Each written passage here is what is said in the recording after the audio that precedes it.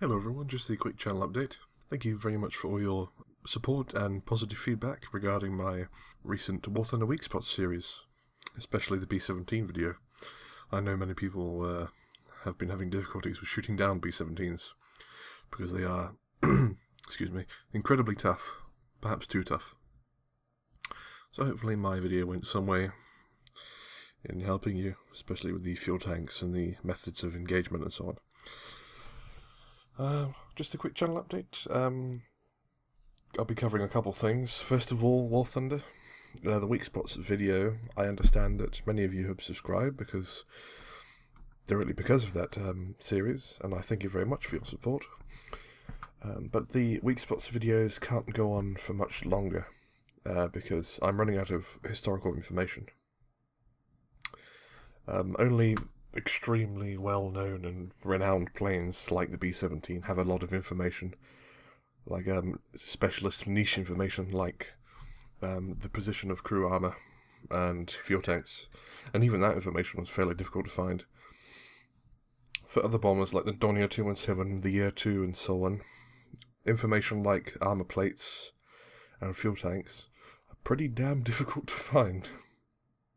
And even then, I don't think there's a demand for planes like that to be explored in depth in regards to how to shoot them down, because it's not really difficult. The problem child is really the B-17, and to a lesser extent, the B-24 perhaps. Everything else is pretty fragile compared to the B-17.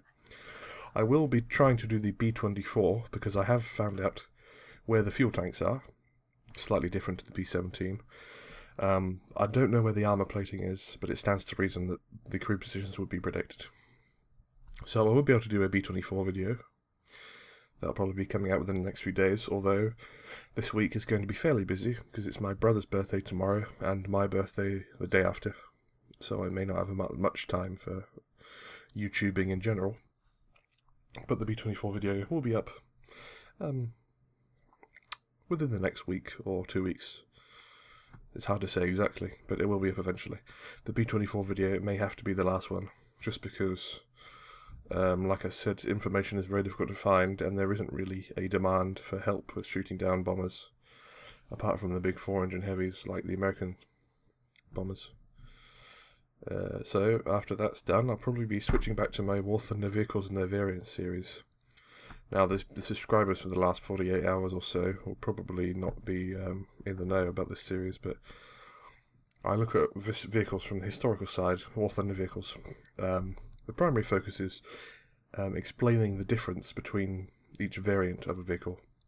So, for example, with the BF-109, I look at each 109 currently present in game and explain the details, the engine, horsepower, armament, quirks, interesting information, and I go down the line one at a time explaining the difference between each variant, and I've done that for quite a few videos now, tanks and planes, so if you haven't already, I recommend looking around my channel and reading up on some of those videos, because I put in quite a lot of work to them, and I think they're a good watch.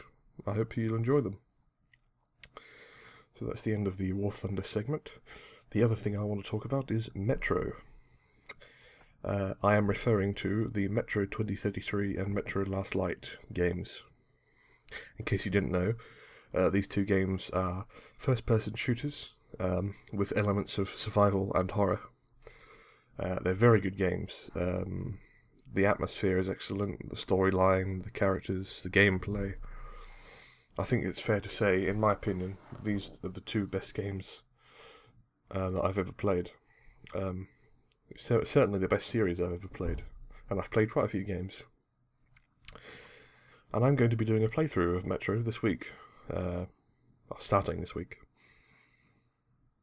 The Redux versions of both games are coming out on the 29th, I believe it is, so this Saturday, I think. Basically, the Redux versions are the remastered versions. The developers are calling it the definitive version of the game. So I pre-ordered Metro 2033 Redux quite a few weeks ago. It's basically got enhanced graphics, enhanced features, gameplay, smoother transitions between scenes. Basically a better version of the original. Quite a while ago, I did make a sort of Metro cinematic trailer thing as a teaser for my playthrough. I'll put the link to that in the description. Because it basically gets you into the mood for Metro. It's a post-apocalyptic game set in the Russian underground in Moscow. And there's all sorts of mutants and monsters, and it's an exciting game, and I think you will enjoy the playthrough. I'll be, of course, doing a live commentary with my new microphone, the Blue Snowball Ice. That's one of the reasons I purchased this microphone, because it works properly with Shadowplay. My old headset mic was very dodgy when I tried to use it with Shadowplay. And then once I've done 2033 Redux, I'll go on and play Last Light, as it's the sequel, and it's the second half of the story, so I'll give you the whole story.